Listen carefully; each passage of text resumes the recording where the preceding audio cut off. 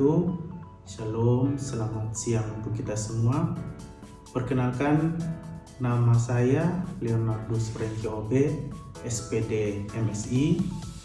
Saya mulai bergabung dan bekerja di Universitas Timor sejak tahun 2021 sampai sekarang pada program studi matematika, Fakultas Pertanian, Sains dan Kesehatan. Mata kuliah yang saya ampuh pada program studi matematika salah satunya adalah persamaan diferensial biasa dengan bobot SKS 3 tanpa praktikum dengan kode mata kuliah SMT 33011. Mata kuliah persamaan diferensial biasa terdiri atas beberapa bab, yaitu yang pertama konsep dasar persamaan diferensial, yang kedua persamaan diferensial biasa orde 1, ketiga persamaan diferensial orde kedua, dan yang keempat adalah transformasi Laplace dan aplikasi. Persamaan diferensial biasa adalah mata kuliah bersyarat yang mengharuskan mahasiswa untuk lulus mata kuliah kalkulus 1, kalkulus 2, dan aljabar linier elementer.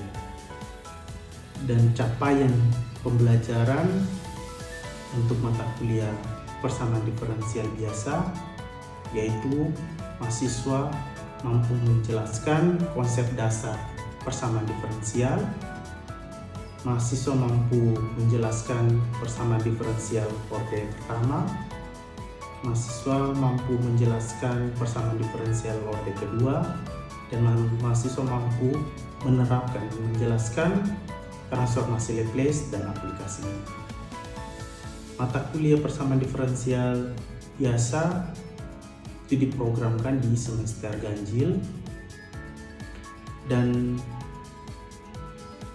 yang paling penting dari mata kuliah persamaan diferensial biasa ini adalah mata kuliah persamaan diferensial bisa membuat mahasiswa untuk mengambil tugas akhir ataupun skripsi yang berkaitan dengan persamaan diferensial, yaitu pada bidang pemodelan matematika.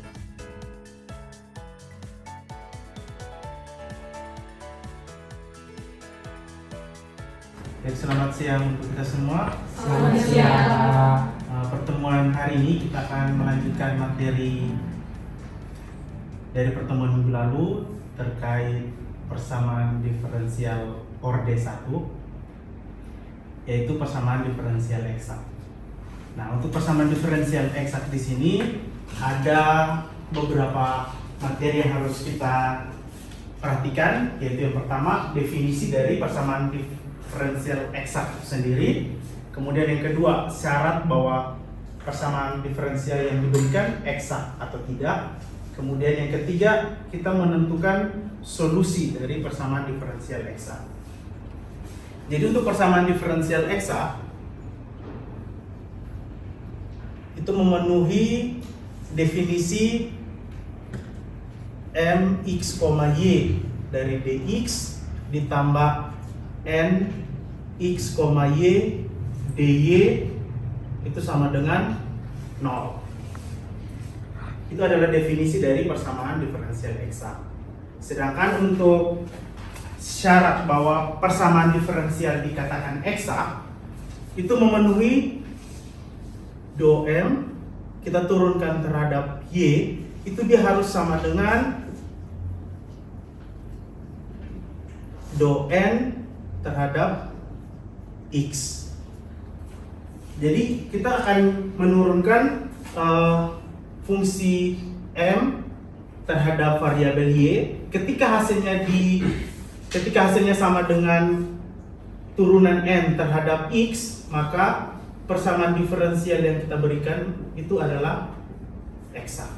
Nanti selanjutnya akan kita tentukan solusi dari persamaan diferensial eksak yang diberikan. Itu memenuhi ketentuan bahwa kita definisikan bahwa suatu do f terhadap x itu sama dengan m. Kita memisahkan dia adalah persamaan satu. Sedangkan untuk yang do f do y itu sama dengan n, itu adalah persamaan kedua. Itu langkah pertama yang harus kalian kerjakan untuk menentukan solusi dari persamaan diferensial eksak. Nah, setelah kita sudah definisikan bentuknya seperti ini, langkah selanjutnya kalian integralkan persamaan satu ini terhadap variabel x. Nanti setelah kalian integralkan, itu kita definisikan dia sebagai persamaan ketiga. Nanti setelah kalian sudah dapatkan persamaan yang ketiga, hasil dari integral persamaan satu ini terhadap variabel x, langkah selanjutnya kalian langkah ketiga itu kalian turunkan atau diferensialkan persamaan yang ketiga itu terhadap variabel y. Nanti kita jadikan persamaan keempat. Nah, setelah kita sudah dapatkan langkah yang ketiga dalam hal ini persamaan keempat, nanti langkah yang keempat selanjutnya itu kalian substitusikan persamaan 4 ke dalam persamaan kedua. Karena nanti yang di bagian langkah ketiga ini kalian dapatkan pasti suatu fungsi f itu terhadap variabel y. Nanti setelah itu kalian tinggal substitusikan persamaan 4 ke persamaan kedua. Nanti setelah itu bagian kelima adalah penarikan kesimpulannya. Kesimpulannya apakah kesimpulan itu adalah solusi yang kita berikan dari persamaan diferensial eksak yang ada. Sebagai contoh,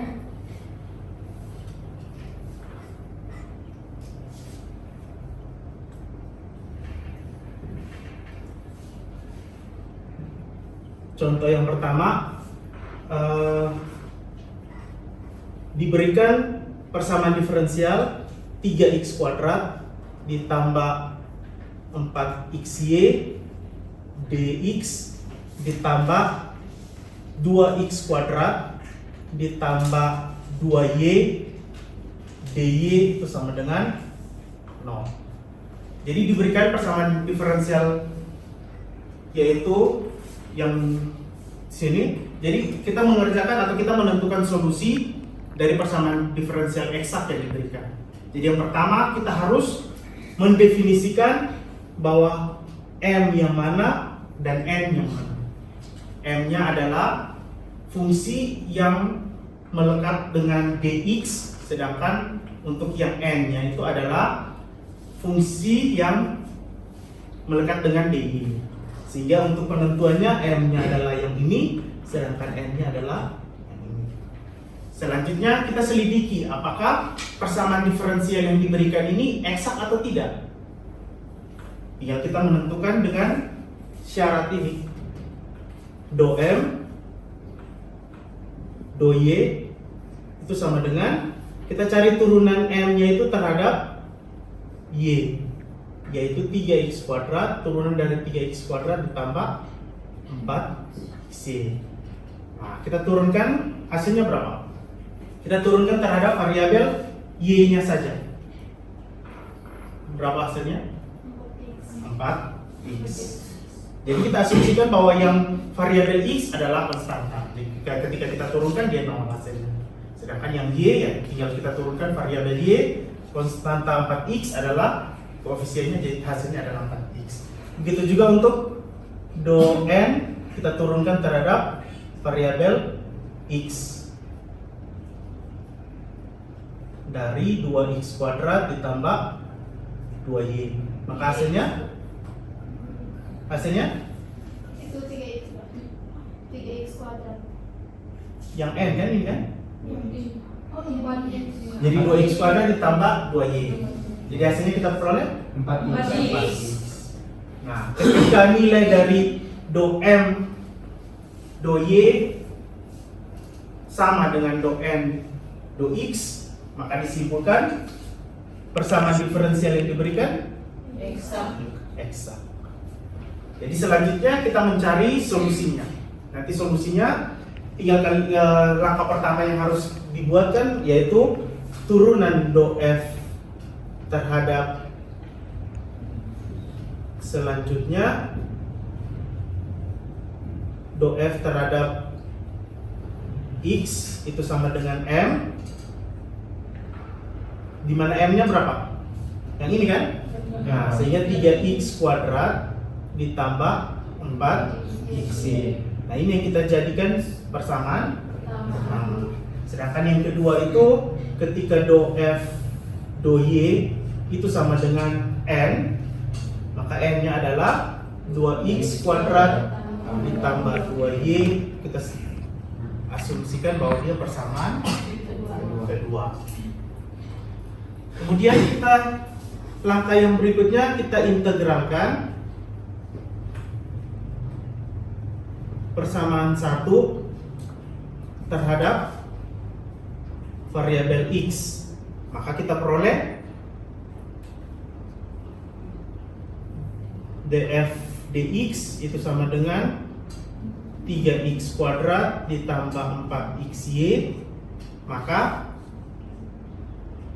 do F itu sama dengan kita pindahkan do X nya ke sisi kanan, kita kali silang sehingga hasilnya adalah 3x kuadrat ditambah 4xy d do X. Katanya harus integralkan, sehingga kita lanjut integral dari masing-masing. df itu sama dengan integral dari 3x kuadrat ditambah 4xy dx. Sehingga integral dari turunan f itu adalah f itu sendiri.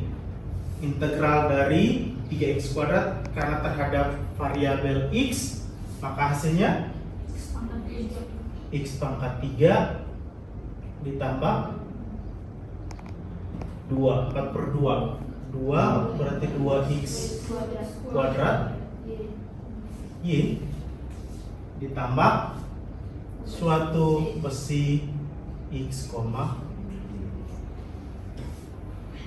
nah ini kita jadikan persamaan ketiga.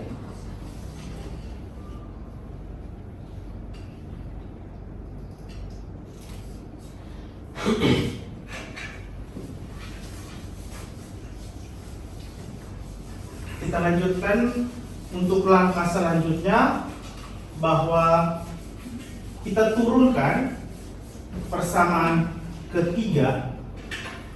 Kita turunkan persamaan ketiga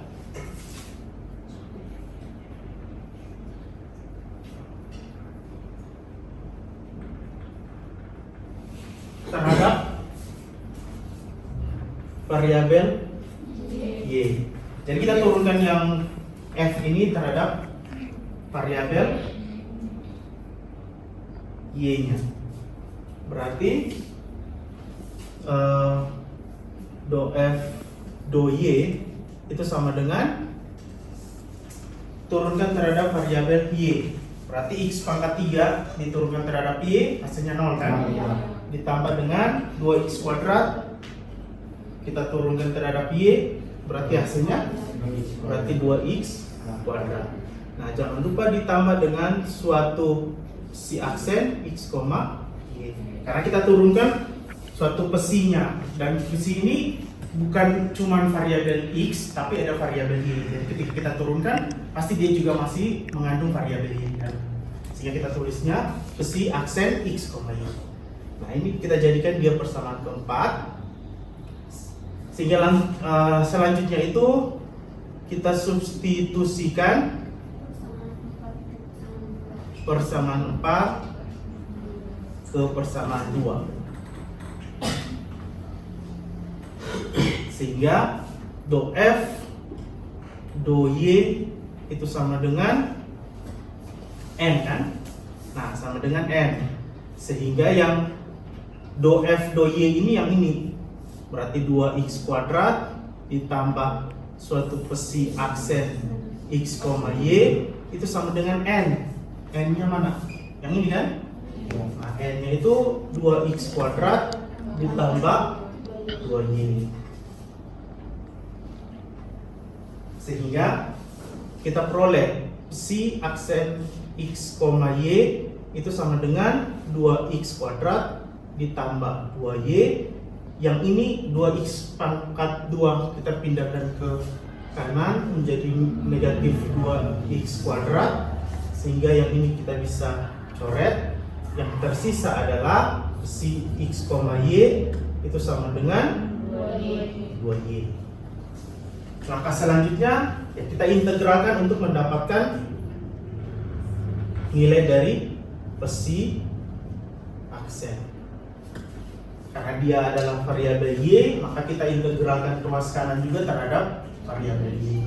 Sehingga kita peroleh besi x, y itu sama dengan aksennya adalah y kuadrat plus 1 kuadrat. Jadi ini bukan merupakan hasil akhirnya. Jadi ketika kita sudah dapatkan besi x, y, kita substitusikan kembali ke persamaan 3. Karena persamaan ketiga ini sebenarnya adalah solusi umumnya. F ini adalah solusi umum dari persamaan diferensial yang diberikan. Jika kalian sudah dapatkan besi x, y yang kalian substitusikan ke persamaan ketiga. Jadi sehingga kesimpulannya yang kalian peroleh itu suatu fungsi f itu sama dengan x pangkat 3 ditambah 2x kuadrat y ditambah besi adalah y pangkat 2 ditambah c. Nah ini merupakan solusi dari persamaan diferensial eksak yang diberikan.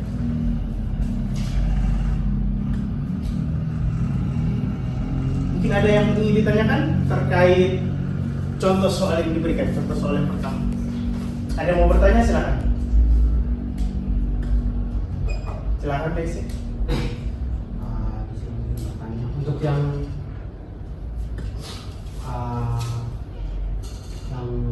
do F besar ini, maksudnya do F besar itu apa, Pak? Do F besar. Ya.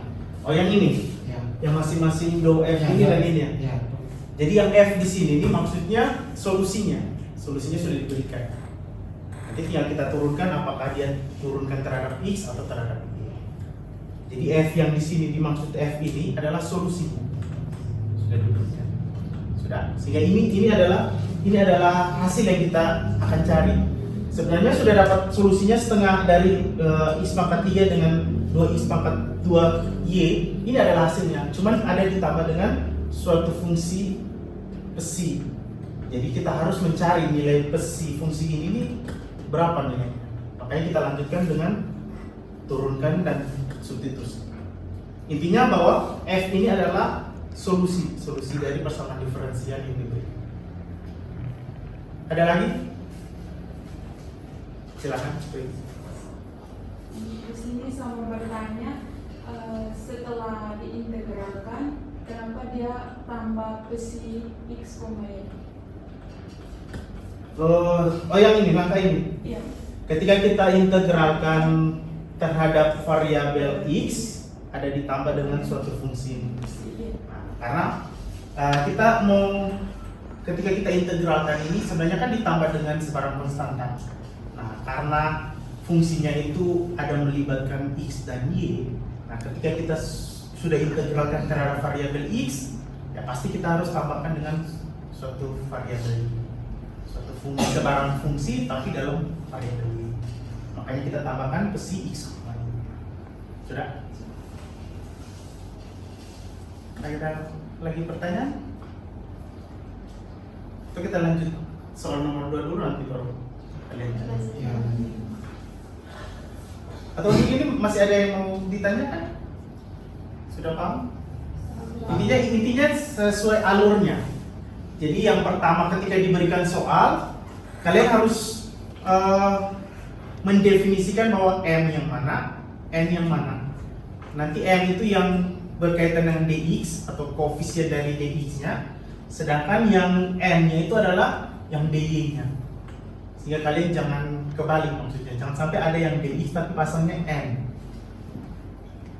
Dia harus yang DX dengan N. Nanti setelah itu kalian sudah definisikan M yang mana, N yang mana.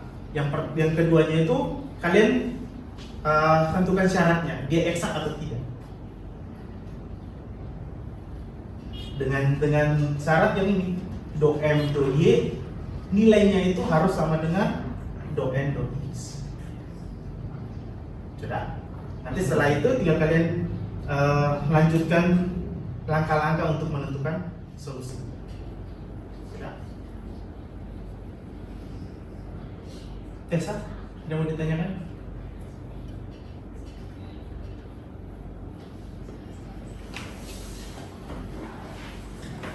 Jadi untuk soal nomor 1 dan nomor 2 itu berbeda antara fungsinya. Untuk contoh soal nomor 1 perwakilannya adalah fungsi biasa.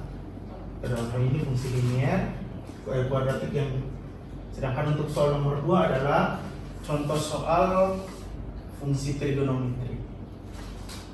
Tapi untuk penyelesaiannya itu sama saja. Kalian menentukan solusinya dilihat dari yang pertama, kalian cek dulu apakah persamaan diferensial yang diberikan itu eksak atau tidak. Nanti setelah itu kalau dia sudah eksak, berarti kalian lanjut menentukan solusinya.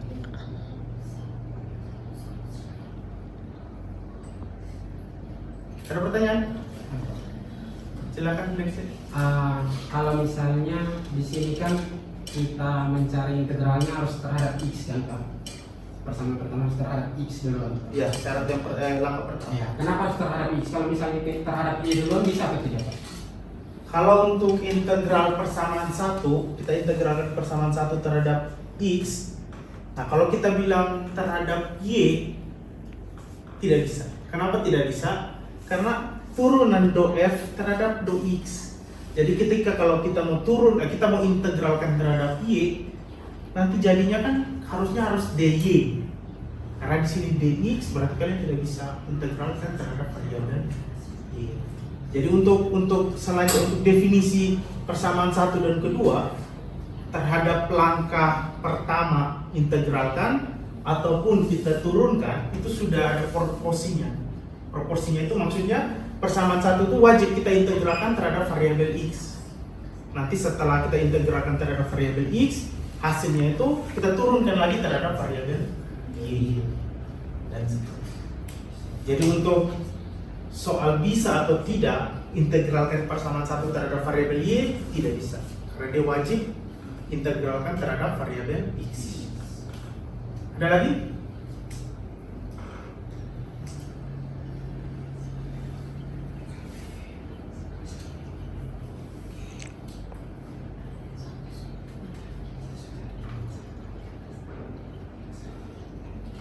Jadi intinya itu dia punya turunan, kita turunkan baik fungsi biasa maupun fungsi trigonometri. Nanti tinggal kita turunkan terhadap variabel terhadap variabel X, berarti variabel Y itu bertindak sebagai konstanta atau koefisien. Sedangkan kalau misalkan kita mau turunkan atau integralkan terhadap variabel Y, ya yang X-nya itu sebagai konstanta atau sebagai koefisien. Sudah? Ada lagi yang mau ditanyakan? Jadi untuk pertemuan hari ini kita bahas tentang ini saja, persamaan diferensial eksak. Nanti minggu depan baru kita lanjutkan persamaan diferensial tidak eksak. Bagaimana menentukan solusi dari persamaan diferensial tidak eksak.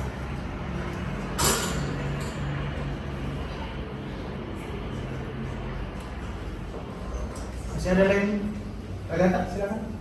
Pak, begini, kalau saat kita cek dia dan tidak eksak, bagaimana cara mencari solusinya? Nah, pertanyaan itu terkait kita persamaan diferensial itu ternyata kita buktikan dia tidak eksak. Nah, kalau dia tidak eksak, kita wajib eksakkan dulu. Dalam hal ini maksudnya mau dibilang paksa eksak, ya. Jadi kita eksakkan dulu persamaan diferensial yang diberikan. Setelah itu baru kita menentukan solusinya. Karena penentuan solusi dari persamaan diferensial eksak wajib eksak. Nah, nanti itu akan dibahas di pertemuan selanjutnya. Tapi intinya untuk persamaan diferensial ketika dia tidak eksak, itu pertemuan minggu lalu kan terkait faktor pengintegralan. Nah, itu ada definisi bahwa dy dx ditambah p x y itu sama dengan nah, ini faktor pengintegralan. Tapi bukan faktor pengintegralan di sini, maksudnya ini baru definisi dari faktor pengintegralan. Tapi untuk faktor pengintegralan itu sendiri itu yang px-nya. Tapi bukan px, tapi didefinisikan bahwa mu itu sama dengan e pangkat integral dari px dx. Jadi mau buat persamaan ini memenuhi, kalian harus tentukan px atau tentukan mu-nya.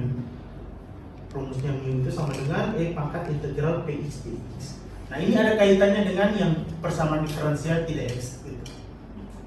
Tapi untuk persamaan diferensial tidak eksak kita buat jadi eksak. Nah, kita pakai mu. Dengan cara mu-nya kalian cari apa? Mu-nya px-nya dulu. Kalian tentukan px-nya ini. Px-nya itu dengan cara 1/n itu kalian kalikan dengan do m do y, kita kurangi dengan do n do x. Jadi kalian cari dulu si px-nya itu dengan cara yang 1/n. N-nya yang mana? N-nya ini. Sedangkan yang do m do y itu kalian sudah cari. Misalkan yang ini yang tidak eksak itu kan, do m-nya berapa, kalian kurangi dengan do n do x-nya berapa. Nanti setelah kalian dapat px-nya ini, kalian substitusikan ke sini di faktor pengintegralan bahwa mu itu sama dengan e pangkat integral px dx. Px-nya yang mana? Px-nya adalah hasil yang ini. Hasilnya berapa? Kalian cari integralnya berapa, eksponen progresikan. Nanti setelah kalian sudah dapatkan nilai mu-nya, faktor pengintegralannya berapa, kalian substitusikan ke soal yang semula ini. Semuanya mu dikali dengan m punya dx, mu dikali ini semua, kalian cari lagi, kalian uji lagi. Kalian cari ulangi do m, do y, do n, do x. Pasti dengan sendirinya pasti dia eksak. Karena untuk persamaan diferensial tidak eksak menjadi eksak itu cukup satu kali nafas. Kalian cari faktor pengintegralan, kalian substitusikan, nanti kalian tinggal uji kembali, pasti eksak. Nanti setelah eksak baru kalian lanjut lagi dengan langkah-langkah untuk menentukan solusi. Jadi kita bisa mencari solusi dari persamaan diferensial yang tidak eksak, kita jadikan eksak dulu baru tentukan solusi. Begitu ada. Ada lagi? Pas? Kalau tidak ada, ya sudah, kalian coba lihat tugas, nanti silakan kalian kerjakan latihan.